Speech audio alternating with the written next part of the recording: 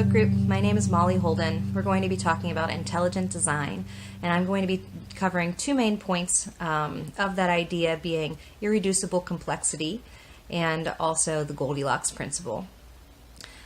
I've read a lot of creationist literature, intelligent design literature, and also evolution literature, but I think there's an interesting middle ground to mention right off the bat. It's called theistic evolution.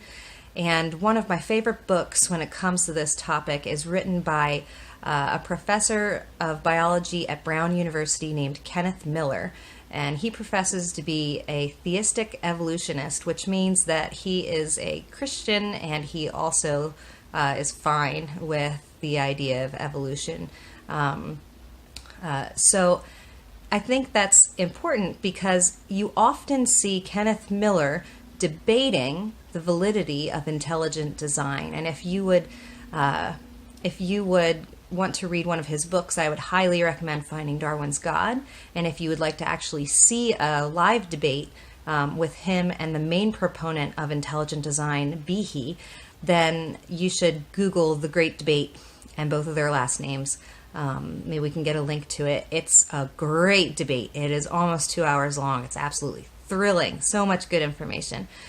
So if you want to really dive in, those are the two sources I would suggest you go to next. The idea of irreducible complexity is that some systems in life are so complex that it seems like if you take some parts out of it, they wouldn't be able to function. Just as if we look at a computer and we say, wow, that's so complex, that wouldn't have arisen in nature on its own. But instead, if we take some parts out of that computer, it would no longer work.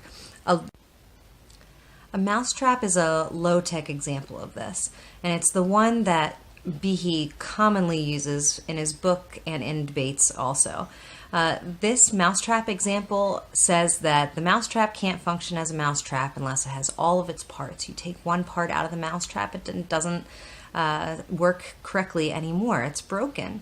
And so the analogy that they're trying to draw here is that if you would have a complex system or mechanical, biological, mechanical situation like a flagellum, which is a whip-like tail on the back of a bacterium, then if you take one part out of that flagellum, the flagellum would no longer work. The main problem with this argument is that mechanical things like computers or mousetraps that people make are not analogous to living systems. Living systems are extremely flexible. They reproduce on their own.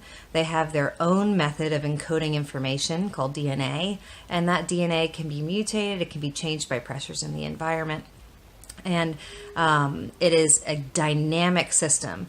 And so the analogy between things like computers or mousetraps and living systems really breaks down. And we can see that empirically when we do scientific experiments with evolutionary pressures. And we can see in small organisms that reproduce quickly that generation after generation can definitely develop step by step and sometimes larger steps of changes in their biological mechanics. So another main point about irreducible complexity is that Behe and other intelligent design proponents have said that if something is so complex that when you take a piece out it breaks, then it must have been designed by an intelligent designer. They don't name God specifically, but they imply it strongly. And the problem with this is that we can show different biological mechanics working with different pieces or less pieces. For example, the flagellum, which is a very normal kind of argument for an intelligent design proponent to make, is very complex, but there are different organisms that use less or different arrangements of the same proteins needed. And so here we can see that we have specific examples showing that the flagellum is not irreducibly complex. Another example of this is blood clotting. In blood clotting mechanisms, there are so many different substances involved, and they work together beautifully to stop blood from flowing out of an organism's body. And this is another thing that it's pointed to by intelligent design as saying this is an irreducibly complex system. You take one of these proteins out and it won't work anymore, and the organism will die. And this is not true, because we see that there are certain animals like whales, pufferfish, and dolphins that have different proteins or less of the same proteins, and their blood does still clot. So it's an important point to know that life is dynamic and flexible, and those mechanisms can exist in a variety of ways, and have either the same function or just another helpful function. And so either way, that will be preserved and passed down to the offspring. So the idea of irreducible complexity is something that does not hold up philosophically and logically, and then it also does not hold up in light of the evidence for evolution processes that create those mechanisms. And so we have a very flimsy argument when it comes to irreducible complexity.